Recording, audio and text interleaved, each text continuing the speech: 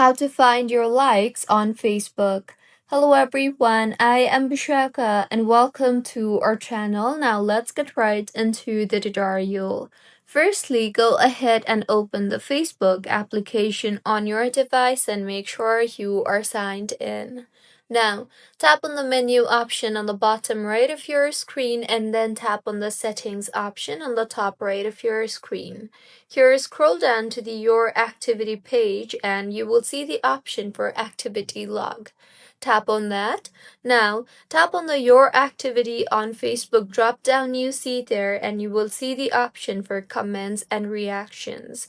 So tap on the Comments and Reactions drop down and then tap on the Likes and Reactions option you see there, and now in the interface that you will be led to, you will be able to view all the likes and reactions that you have made on posts, videos, and photos on Facebook. So this is how you can view your liked posts on Facebook. If you find this tutorial helpful, please like the video and do comment if you have any queries.